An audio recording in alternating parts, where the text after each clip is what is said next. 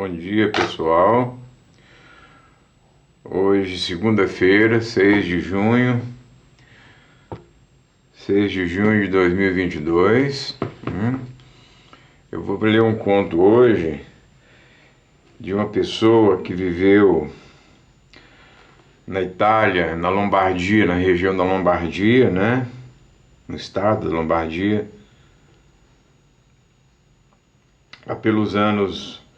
pelo ano de 1850. Ele foi um escritor estimadíssimo, né? É um escritor de estimadíssimo merecimento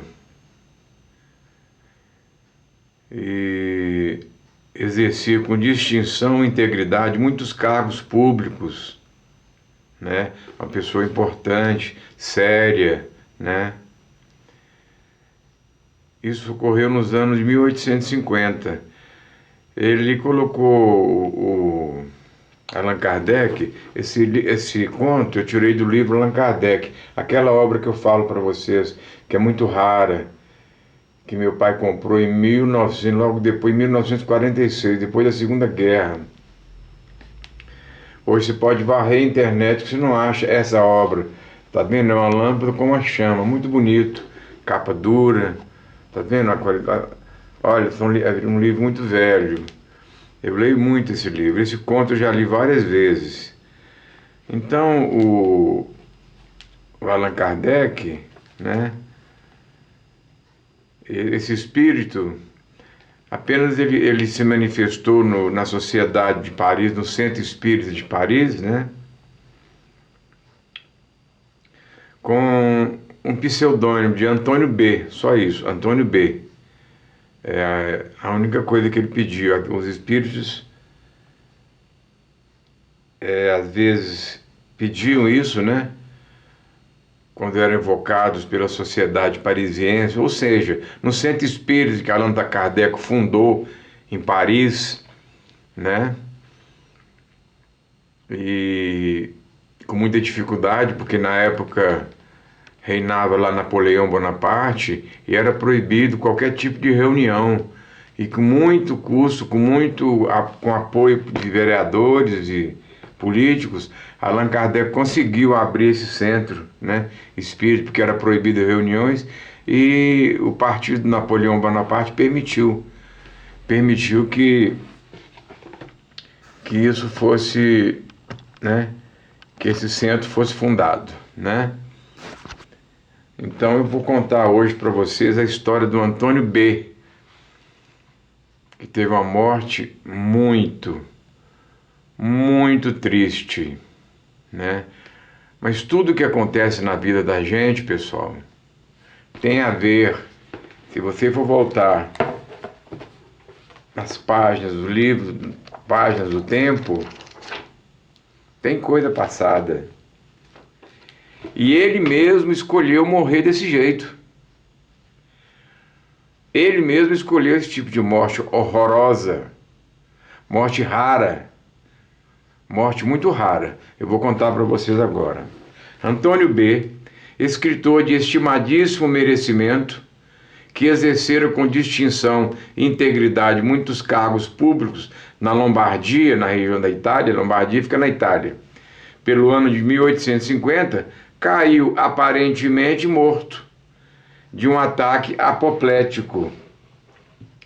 Apoplético é a morte aparente. Eu já havia conversado isso com o médico da minha ex-esposa, né? Sobre ataque, morte aparente, apoplexia, né? Crise apoplética, uma doença muito repentina em seu ataque, que detém mais ou menos completamente os poderes, né, os poderes dos sentidos do movimento. Geralmente é causado por um derrame de sangue ou de soro do cérebro, procedimento por tontura, perda parcial ou força muscular, né? É um ataque. A temperatura do corpo, segundo esse médico, não vou citar o nome dele aqui de Uberlândia, e qualquer médico pode dar a temperatura cai abaixo dos 35 graus, a batimento cardíaco praticamente fica quase paralisada, mas bate, mas os nossos aparelhos não conseguem detectar nenhum batimento cardíaco e simplesmente o médico legista vai lá, morto há tantas horas, tal. É o que ocorre. Chama-se morte aparente, né? Teve um ataque apoplético, ou morte aparente, né? Muita gente não acredita, mas a medicina está aí para provar isso. Muitos falam que Jesus teve uma morte aparente. Eu não posso provar, eu acredito até que não. Acredito que o corpo dele foi um corpo divino, porque a concepção dele foi divina, foi do plano espiritual. E o José não teve contato físico com Maria para que ela fecundasse com o espermatozoide dele, o filho Jesus. Então, isso é uma situação muito delicada, para mesmo para os mais estudiosos, muito menos comigo, né? Porque foi colocada uma pedra, estou fugindo um pouco do assunto, uma pedra na cripta, né? E os soldados romanos ali foram vigiando para provar para ele, para o povo, que ele não era homicida, porque se ele fosse, né, ele poderia renascer ou ressurgir, como ele ressurgiu. Mas aí tem muitos debates. Muitos falam que foram morte apoplética. Não sei, não posso provar isso. Ninguém pode provar. Muitos dizem que foi apenas o perispírito dele, né? E aquela pedra foi removida. São muitas histórias. As pessoas falam que as pessoas corromperam aqueles soldados romanos para dizer que eles estavam dormindo, né? E eles tiraram a pedra. Enfim, são muitas histórias, não é? Mas eu acredito mais que pode ter sido uma morte apoplética, não sei. Porque se Pôncio Pilatos quisesse mesmo matar ele na hora, tinha fincado aqueles pregos enormes que seguram, porque os músculos aqui são fortíssimos, né? Tem capacidade, o corpo não tem que segurar, capacidade de segurar até 1 tonelada de peso. Se Pôncio Pilatos quisesse matar aqueles ladrões, aqueles pessoas que ele julgava ser corruptores, ladrões, eles fincavam um prego daquele no coração. Resolvia o problema. Mas não, o que Pôncio Pilatos, o que aquele do governo da Galiléia na época, o governo romano queria, desejava era que os caras sofressem. E Jesus foi pregado aqui e nos pés. E podia pendurar 1 tonelada de peso que não arrancava ele de lá. Ele pode ter tido um ataque apoplético? Não se sabe. Porque na época não tinha tecnologia suficiente para analisar. Não é? Ele saiu da cruz apenas o perispírito dele e reapareceu? É possível. É possível que Deus intercedeu e aquela pedra foi removida por Deus? É possível.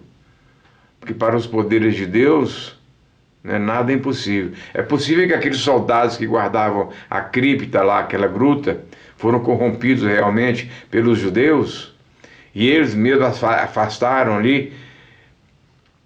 O fato é que quando eles entraram na cripta, o corpo não estava mais lá. Como essa pedra foi retirada? Então são muitas hipóteses, né, de uma morte aparente de Jesus. Pode ser? Não sei, eu não tenho esse conhecimento. Eu falei num conto aqui, mas deixo aqui, eu até afirmei, mas eu retiro, deixo uma interrogação. Porque é possível que apenas o perispírito dele apareceu para os apóstolos depois, pedindo que eles fizessem o bem, né, no mundo, e não esquecesse dos pobres. Foi isso que né? Então são muitas agravantes e atenuantes sobre o que aconteceu com ele após a morte. Se foi uma morte aparente, um ataque apoplético, não se sabe. Porque foram 2000, isso ocorreu há 2022 anos atrás, né? Não existe registros que fala isso. Kardec fala uma coisa no livro dos Espíritos, né, nas questões, sobre que foi o perispírito dele que apareceu, né? Então eu prefiro acreditar nessa opção de Kardec. E o perispírito, foi permitido, né, que todos eles olhassem ele, mas não puderam tocar nele. Por que ele pediu para não tocar nele? Porque aquilo ali era um corpo, na tecnologia de tipo um holograma. Mas era ele mesmo, era o espírito dele, né? E todo mundo falou, ele ressuscitou, ressuscitou. Não sei se ele ressuscitou. Ele estava morto, ele morreu como todo mundo, né? Pode ter sido uma morte aparente, não se sabe, não é? Kardec diz outra coisa. Kardec diz que foi o perispírito dele, não é? Enfim, vamos voltar aqui a história do Antônio B. Esse escritor, né, caiu aparente morto em um ataque apoplético, como algumas vezes sucede em casos dessa natureza. A sua morte foi considerada real, concorrendo ainda mais para o engano, os vestígios, ajudando ainda mais para o engano, os vestígios da decomposição assinalados no corpo. Porque a temperatura baixou tanto que começou a aparecer vestígios, né, na pele de que o corpo estaria já em decomposição. Assinalados no corpo, né? Como algumas vezes sucede em casos dessa natureza, a sua morte foi considerada real para aquele povo na época, para os médicos que o socorreram na época, né? E ajudando ainda para essa teoria, né?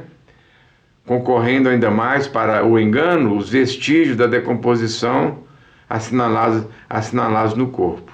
15 dias depois do enterro, uma circunstância fortuita determinou a exumação daquele cadáver, né, a pedido da família, porque eles estavam achando que foi enterrado havia sido enterrado junto com ele um medalhão de muita importância para a família. Era uma coisa antiga e tinha que ser resgatado se tivesse no caixão, né?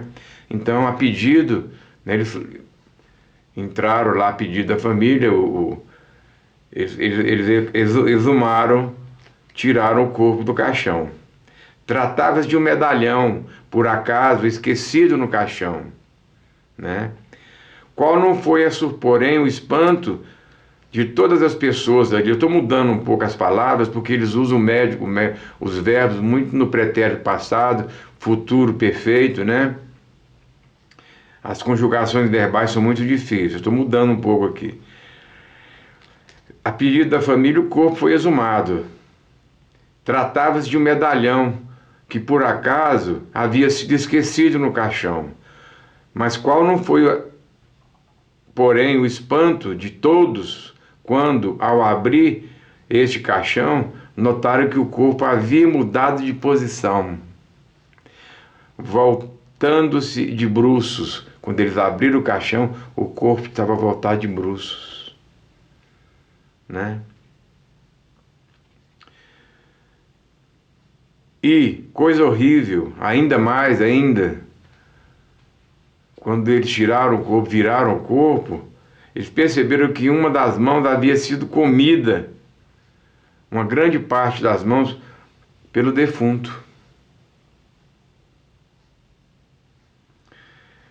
Então foi comprovado que ele teve uma morte aparente, uma morte por apoplexia, né? E quando ele acordou, ele estava dentro do caixão. Imagine vocês, gente, pode haver uma morte igual a essa? Pior do que essa, né? O enforcamento ainda vai, um tiro na testa, você morre na hora, um acidente fatal bate. Quantos acidentes eu atendi na cidade? Morre na hora, né? Às vezes a pessoa nem sente a morte. Ficou então patente, né, que o infeliz Antônio B. ficou então certificado, né, que o infeliz Antônio B. fora enterrado vivo e deveria ter sucumbido de desespero. E foi, deve ter sido mesmo, gente. Pelo amor, e por fome, né, dentro do caixão. Ele foi evocado na Sociedade de Paris. A Sociedade de Paris era o nome do centro espírita que Allan Kardec fundou, para quem não sabe, né? Mas a maioria dos espíritos que estudam sabe. Em agosto de 1861, né? A pedido de parentes, né? Os parentes foram até o centro espírita de Allan Kardec e pediram que eles chamassem o espírito dele para perguntar, dar explicações da morte dele, daquele sofrimento que ele passou. Eu vou repetir. Evocado na Sociedade de Paris, em agosto de 1861, a pedido de parentes, Antônio B. deu as seguintes explicações para o médium, né? Ele incorporou no médium e deu as seguintes explicações. A evocação. Que quereis? Que vocês querem de mim? Olha os verbos que eles estão usando, né? Indicativo presente, não é isso? Acho que sim. O que vocês querem de mim? Vamos mudar aqui um pouco para vocês entenderem melhor. Porque tem pessoas que, né, têm um conhecimento português muito afiado e outros não têm.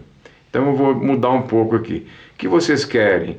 A pedido de um vosso parente a um vosso parente, né? Olha aqui, os pronomes, né? Nós vos evocamos com prazer e seremos felizes se quiserdes, olha os verbos, se quiserdes responder-nos. Se você quiser nos responder. Sim, eu vou responder a vocês. Eu estou mudando um pouco aqui o palavreado para facilitar, né, o entendimento. Não estou chamando ninguém de analfabeto, não. Mas tem gente que não entende muito esses verbos, né? Então aqui, a pedido de um parente seu, respondeu os médios ali, nós os chamamos com prazer. E seremos felizes se você quiser responder algumas perguntas. Sim, eu vou responder qualquer pergunta que vocês fizerem. Isso eu que estou mudando o texto aqui, para vocês terem um entendimento melhor. Ele respondeu, sim, desejo fazê-lo, vou responder. Aí o médico perguntou, assistência médica, os médicos perguntaram, né? Você se lembra dos incidentes da vossa morte? Olha o verbo, lembrai-vos dos incidentes de vossa morte? Você se lembra do que aconteceu? Como você morreu? Resposta, ele respondeu, certamente que me lembro. Mas por que avisar essa lembrança, né? Desse castigo? Por que relembrar esse castigo, esse tormento que eu sofri?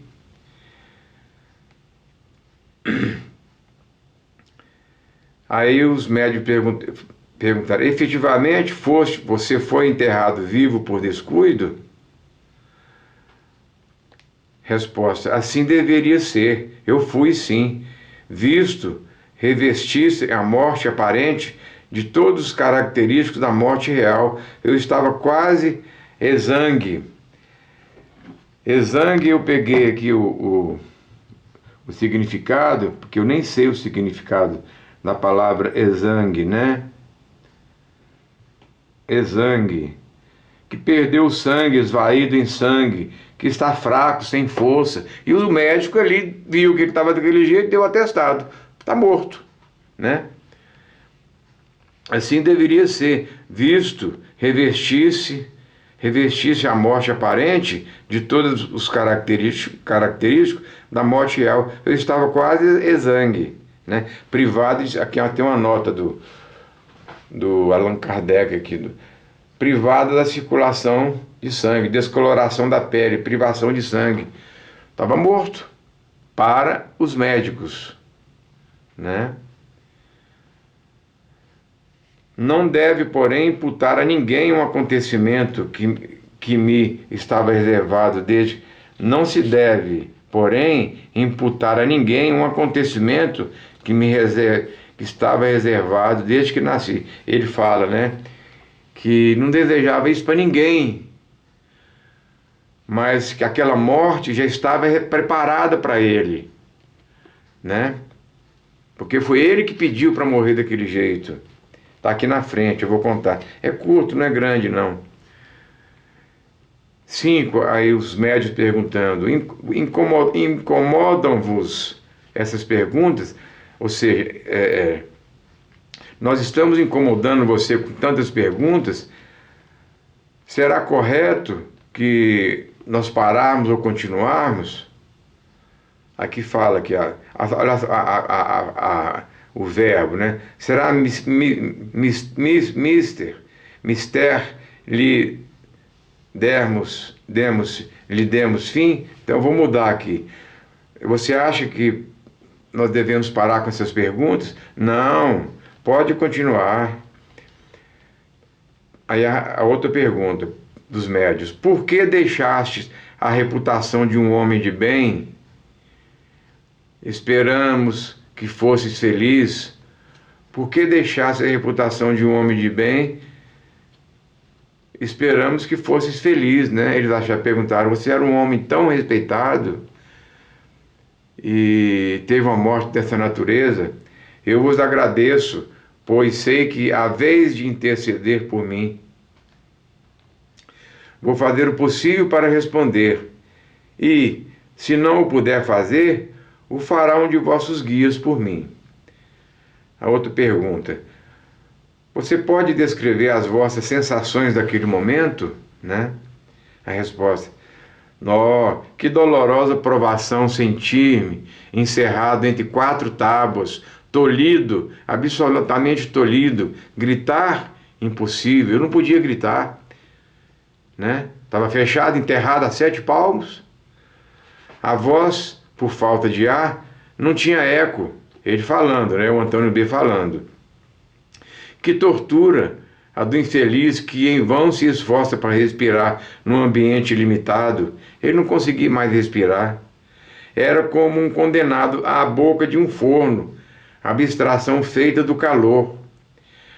A ninguém eu desejo um fim dessa forma, um fim rematado por semelhantes torturas. Ele falou: eu não desejo isso para ninguém, uma morte como essa. Não desejo a ninguém, ele repete, um fim assim. Ó cruel punição de cruel e feroz existência. Não saberia dizer no que então pensava, apenas revendo o passamento vagamente entreviu o futuro. Ele estava lá dentro, não sabia o que fazer, com fome começou a comer a mão. Imagina, gente. Disseste que cruel, o médio perguntou, os médios, né? Que foi uma cruel punição de feroz existência. Como se pode conciliar essa afirmativa com a vossa reputação ilibada? Como é que você pode explicar uma morte horrível que você teve, sendo que você teve uma reputação ilibada? Porque ele foi escritor estimado, de estimado merecimento, que exerceram com distinção a integridade muitos cargos públicos. Um escritor famoso, exerceu muitos cargos públicos na Lombardia. Então o médio pergunta, né? Você disse que teve uma cruel punição de uma vida. Como se pode falar dizer essa afirmativa, sendo que você teve uma reputação tão ilibada na vida, né? Escritor, exerceu vários cargos públicos. Ele respondeu: que vale uma existência diante da eternidade? Certamente procurei ser honesto e bom na minha última encarnação, mas eu aceitara um final dessa forma previamente, né? Um tal epílogo previamente. Ele aceitou isso, ele que escolheu morrer dessa forma.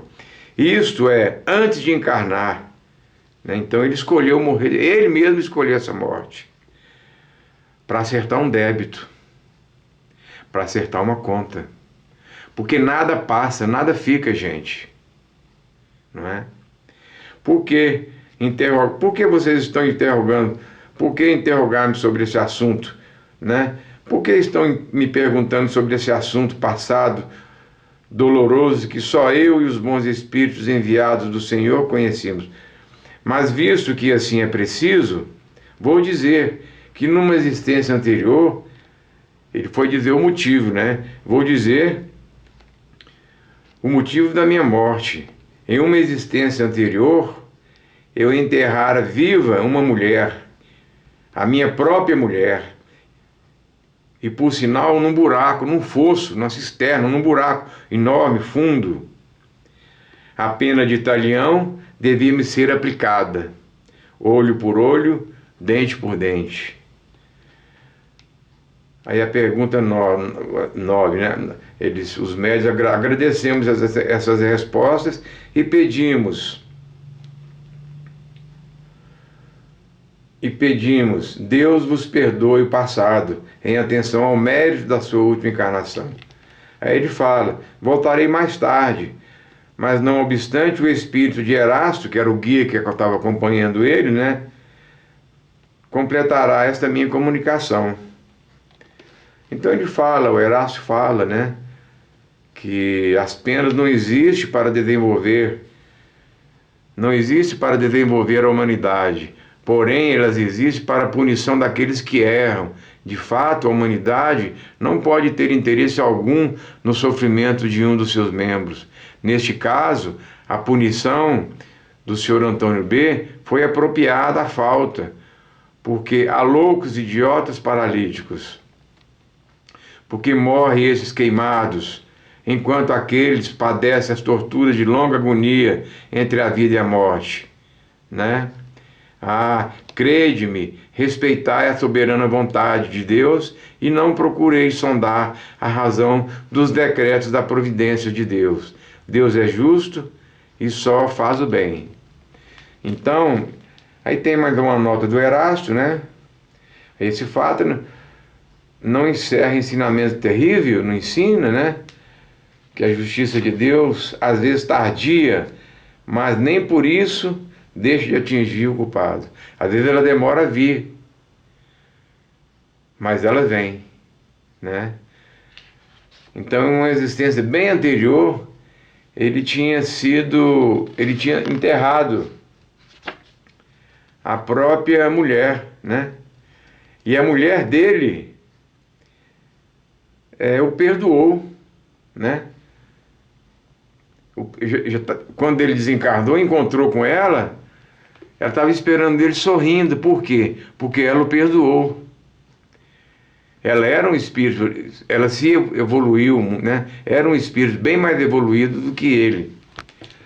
Então essa história é parecida com o conto do senhor Letil, que eu já contei aqui, que foi um industrial que morreu de forma terrível. Ele tinha uma fábrica de verniz e estava trabalhando altas horas da noite com o empregado, porque ele tinha uma encomenda, ele tinha uma fábrica, era um industrial muito rico, e ele é muito trabalhador, e tinha uma encomenda muito grande de verniz para entregar para uma empresa grande aos arredores de Paris. E altas horas da noite só se encontrava na fábrica ele um empregado. E aqueles caldeirões enormes de 500 litros de verniz fervente, ele por um descuido escorregou e caiu dentro. A morte dele dolorosa, parecida com essa aqui, mas essa aqui foi pior. Quando ele caiu nesse caldeirão e gritou, o aprendiz lá, o servidor que estava, puxou ele, mas as carnes estavam caindo, os pedaços, os ossos de fora, né? A morte horrível, né? Pena de Italião. Ele foi chamado, eu contei, tá? Vocês podem vasculhar o meu histórico de vídeo, vocês vão ver. Aí ele foi chamado pela Sociedade de Paris, no